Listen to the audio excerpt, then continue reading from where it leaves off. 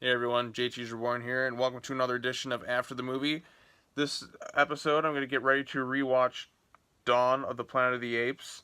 Um, this movie, I love the first one. I thought the first one was great in terms of the reboots, but this movie is fucking incredible. I mean, I saw this in the theaters, and then actually, funny story about that.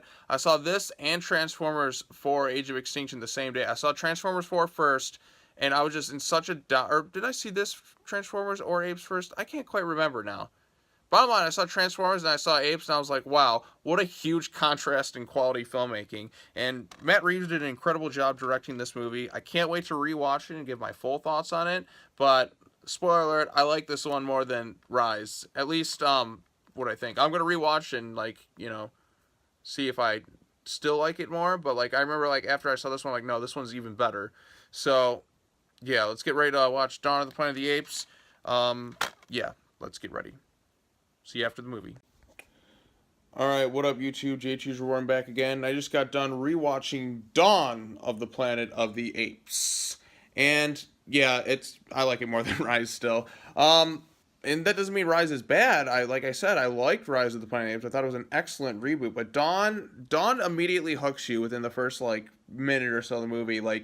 So I'm gonna get into I'm gonna do a bit of a non-spoiler-ishy stuff, and then I'm gonna get to more spoilers, but go see this movie. That's all I gotta say. Go see this movie. Go watch Rise. I mean, Dawn just is fucking dark as shit. It's sad. It's emotional. It's depressing. It's a gloomy movie. But anyways, with this one, it's set about a decade or so after the first movie, and the virus that was introduced at the end of Rise of the Planet of the Apes has in essence wiped out the majority of the population on Earth. And ever since the ending of the first movie, Caesar has built up a whole ape tribe, I should say, just a civilization of apes just living out in the woods, minding their own business. And then they come across these humans who are just trying to get by. I mean, both species are just trying to survive. The hell that the state of the world right now, because the virus wiped out the majority of mankind, and everyone's just sad, depressed. They're just trying to survive. They're just trying to get power. But people have disagreements. They're just trying to fight for survival in essence, and that's where the real conflict of the movie comes down to it. And what I love about this movie is it doesn't necessarily choose a side. It shows both the good and bad between the apes and humans. It tells it from both points of view. We have our main human protagonist, Malcolm, who's he's just trying to do the right thing. He's trying to prevent an all-out war between the apes and the humans. He just wants to survive. He respects Caesar. He respects them, and then he's just no, I want to be as peaceful as possible. I just want us to get some power. We'll leave you alone, please, please, please. I'm just trying to do what I can. And then you have the ape side, the Caesar, who doesn't want a war. He doesn't want to lose apes because he knows what'll happen if they fight humans. A lot of apes are gonna die. It's going to happen, and it's just really dark, and it's emotional. It really is.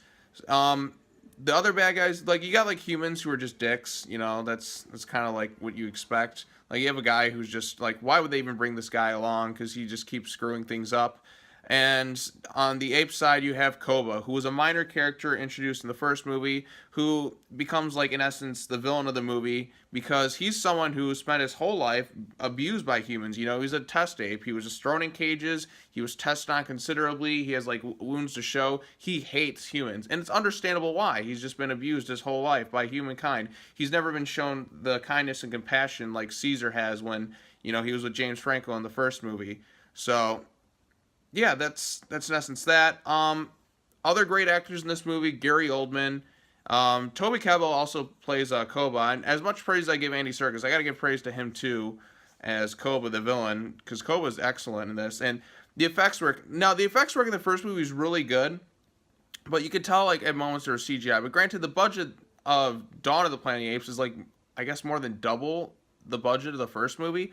And it shows. I mean, man, holy shit, these effects are incredible. And I they look better. They've improved greatly. And I think they're going to continue to improve in War for the Planet of the Apes. But you just see this movie. This movie, at least 70% of it is or 60 or 70% of it is just like apes, and maybe more closer to 60-40, like 60% apes, 40% humans. There's a lot of special effects work that has to be done in this, and it's all seamless. Maybe there's a few moments here and there that look CGI, but by God, I just look at this and I'm like, wow, how the hell did they make that? I mean, these people are masters at their craft. You see the apes emote, you feel it. Every single emotion is there. It's fantastic. And yeah, so it's gonna cut off my spoiler-free section. It's basically like they don't want a war, they're just trying to survive. Some nitpicks I'd have, maybe it is a bit slow. It is a slow burn. I mean, like, sometimes it's kind of a really slow burn. Like, the first time you watch it, yeah, you don't really notice it, but upon repeats, I felt a lot of the slower burn, and maybe they could have sped it up the pace just a little bit. But for the most part, this movie is excellent. I highly recommend it. You should definitely check it out. And yeah, let's get into some spoilers here for the rest of the movie. So yeah, go check out the movie. And now spoilers. So here we go. Okay, in essence, Koba hates humans. Like as you know, as I indicated earlier. So he leads a revolt against the humans by making it seem like Caesar was shot and killed by, you know, humans using guns. He's like, ape, follow Koba. Koba. And so basically a war starts. Not necessarily the full-blown war, but like he leads the assault on, he frames it, he makes it look like Caesar was attacked by humans so he could kill them all. Koba is just a savage in this movie. Like, there's a part where like he's trying to make an ape like kill some like people who are just like begging for their lives, or just kind of like unarmed, just like hiding. And the ape's like, no, I'm not gonna do it. I'm not gonna like viciously murder these people. And then Koba's like, okay, he pats on the back. He just grabs him. He drags him up these stairs and he just throws him off a balcony. And it's like, Jesus Christ, what an asshole. And then then Caesar comes back into the fold. Malcolm, played by Jason Clarke, who by the way does a good job as well. In terms of the human characters, Gary Oldman, who plays, what was his name again? Oh, why am I drawing a blank? Just Gary Oldman, just being Gary Oldman. Why am I trying to blank out his name? I don't know. But anyways, Gary Oldman is great as always. Like, that dude is just fucking amazing and everything. Him and Jason Clarke, you know, Malcolm. Where was I at? Shit. Okay, I'm losing track of thought. But anyways, so those two are those two are the humans that, you know, I really like enjoyed in the movie. So the other cast are just kind of there. I'll say that. But like, those two are like the main focus of the movie. In terms of apes, you know, you have Caesar. You have his son, who's like conflicted because he like agrees with Koba, but he doesn't want to disrespect his father. And then when it comes to find that Caesar is alive and like shot by Koba, like you just feel the real conflicting moments between him.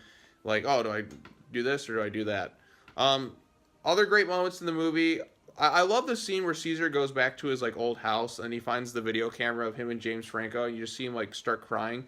And just the emoting from these apes, it's like, by God, like, what can't they do with effects now? It's absolutely amazing. And then in the end, there's some great scenes where the apes are like riding horsebacks, like firing machine guns, like people are like dying left and right. It's brutal. It's cruel. It's some pretty messed up stuff here. And in the end, like Gary Oldman in that, like the apes like kind of take over there, like where the humans are staying at in like San Francisco, because like in this movie they just want to just get power back, and so the apes attack them and they're like, no, we're just gonna blow this up. And then Jason Clarke's Malcolm is like, no, we can't do this. Give Caesar a chance. But he's like, no, the military's already been alerted. They're coming here now. They're gonna fight the apes. And then you just feel like, oh, these two are trying so hard not to start a fight. They're trying to be peaceful, but then you just get like an asshole on each side and just like fucks it all up. So yeah, like the apes technically start the war thanks to Koba, but like as Caesar says at like the end of the movie, it doesn't matter. Like, apes may have started the war, but humans will never forgive. So these two characters of Malcolm and Caesar just tried so hard. They didn't want a war. They don't want this. They like, we tried. He's like, please escape. I don't want this. We're like, no, it's inevitable. We didn't want this, but it's going to happen. So the next movie is going to be the humans and apes at war, fighting for survival. We'll see how it all turns out, but I gotta say, Dawn of the Planet of the Apes is an excellent sequel. I think it's better than the first reboot, and I'll let you know after I see War for the Planet of the Apes what I think of that one. Hopefully, it's even better than this one because I can see room for improvement too. Like, I mean, this isn't like a 10 out of 10 movie, but it's just a fucking amazing movie. It's definitely worth checking out. Effects work excellent. Acting from Andy Serkis and pretty much everyone else all around is great. Beautiful shot, beautiful cinematography.